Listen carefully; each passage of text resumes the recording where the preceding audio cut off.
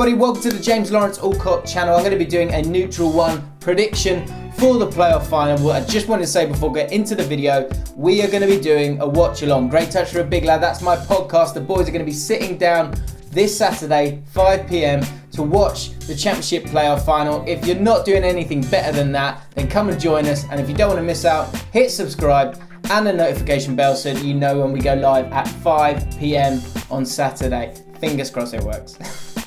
There is no game like the Championship playoff final. I've been lucky enough to go to two.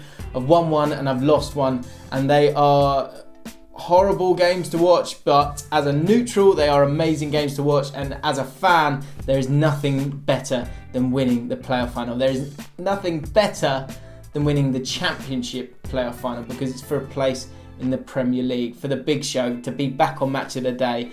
And there are two teams that ultimately should probably be in the playoff final. They're probably the best of the rest. I was amazed that Cardiff were able to get promoted, but Neil Warnock did his magic spell once again. But the best of the rest were Aston Villa and Fulham, and now they face each other. And I'm going to look at each team and I'm going to tell you at the end of the video who I think is going to win this game and give my predictions. Make sure you give yours in the comments below.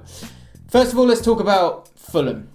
Fulham, of course, everyone knows about their unbeaten run, 23 games I think it was, and it went from pretty much the turn of the year straight through some really tricky games, some difficult games, the business end of the season. A lot of people are talking about how Fulham might bottle it,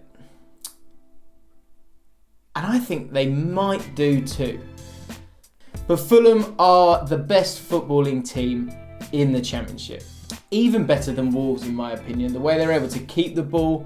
I'm going to get hammered for that comment, but I do believe it. I think Wolves have got the names and they have a stronger defence, and were a little bit more direct at times and had a bit more physicality and pace. Fulham, on the other hand, their main target man, I think he got Player of the Month 2 months on the trot, is Mitrovic. Mitrovic offers something totally different.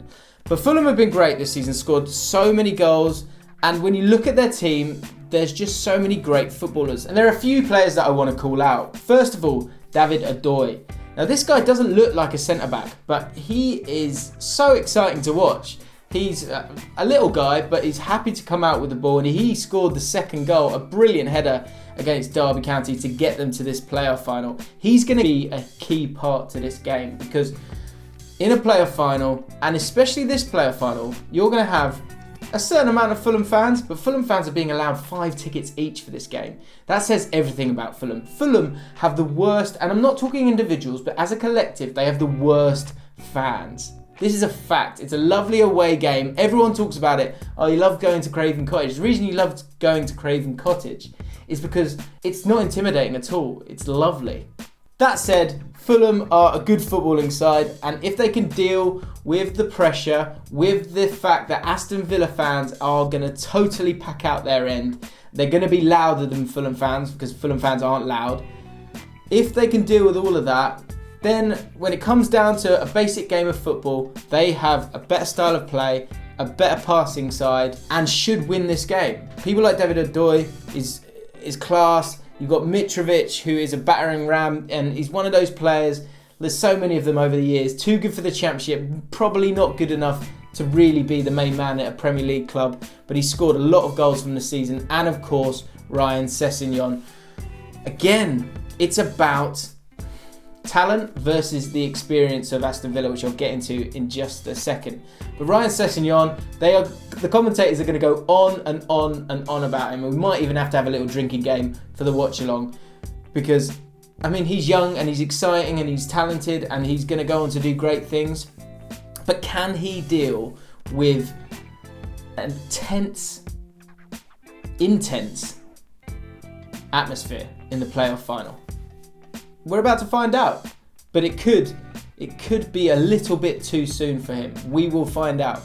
Tom Cairney is the third player I wanted to talk about. Again, one of the classiest players in the Championship. I also actually want to talk about Ryan Fredericks. He's a great player. The fullbacks for Fulham are brilliant. They've probably got the best pair of fullbacks in the league as well. Target's good, solid, industrious. Fredericks has got great pace, great on the overlap, a great attacking threat. They've got a really good side. But can they deal with the pressure? That's what I wonder. And when I look at the Aston Villa team, what you've got there is just experience. That is the word you go to straight away. And when it comes to their pattern of play, again, it's a bit more solid. You saw in the Derby playoff game, they didn't even try an attack, really.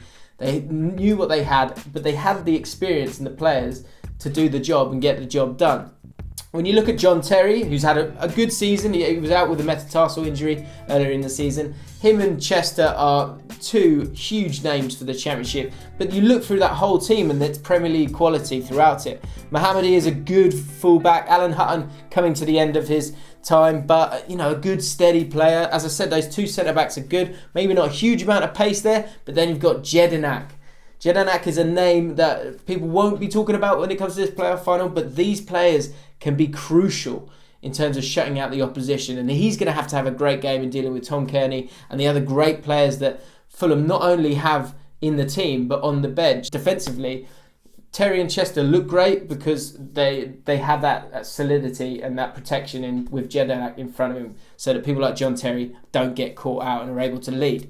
In terms of how they're going to attack the assists, it's going to come down to Robert Snodgrass. 14 assists this season, more than anyone else this season in the Championship. And Adoma, who surprisingly is their top scorer, who's on the left wing. So expect that pattern of play to be down the right-hand side a hell of a lot. You've also got Mohamedy, who will do that overlap, but you're going to have Snodgrass who's going to come in. Watch out for Adoma at the back post. You never know, he might be the one. The final two players I wanted to talk about, it's that midfield. It's a luxury midfield. You've got Conor Hourihane and you've got Jack Grealish. Conor Hourihane is just a proper midfielder. He's got an eye for a goal. He's a good shout for maybe a little bit of money if you're looking to put a bet on to score a goal, because he's good. He can score from long range, but he's also got a good timing of his runs. And Jack Grealish, who's kind of turning his career around, no one doubts how much talent he's got. And when it comes to these games, sometimes when it is so tense, and Steve Bruce is going to set up this team to be careful, to not leave spaces in behind, and it might take a little moment of brilliance for either team to do something in this game. So that's Ryan Sessegnon for Fulham, or it's Jack Grealish or Robert Snodgrass for me in the Aston Villa side. So what do I think is going to happen in this game? You might have figured it out already, but despite Fulham being the favourites, and I think they are the favourites for this game, I believe that Aston Villa will be playing in the Premier League next season. I feel like the experience of this side is going to tell. So many players that have played in European Championships at international level, have captained England, have won FA Cups, have played at Wembley, have played in big games. I think it's going to be a little too much for Fulham. The first half of the game is crucial. If Fulham can get a goal, then it's going to calm them down and they're going to have the confidence to play great football. But if they don't, and I don't think they will, Aston Villa, I can see them dealing with the occasion better, being very, very solid and having enough individual brilliance to get themselves the win and get them back in the Premier League. So that's my prediction. John Terry to lift a trophy, and Fulham to be playing Championship football again. Let me know your thoughts. I'm going to go for a prediction. I'm going to go for 2-1 to Aston Villa in this one. But what do you think? Let me know in the comments below. And as I said at the start of this video, click subscribe and hit the notification bell so that you don't miss the watch along that we're going to try and do this Saturday, and we're going to kick it off at 5 p.m. So make sure you join us for that. If you're a QPR fan or you like other Championship content, then I've got my end of season review video and also a video on the fact that Steve McLaren is QPR's manager at the moment, and there's loads of other great content on the channel, so go and check it out. If you like the video, click like, and if you really want to do me a favour, then share this video maybe on Twitter or wherever you want to. I would really appreciate it. I'll see you soon.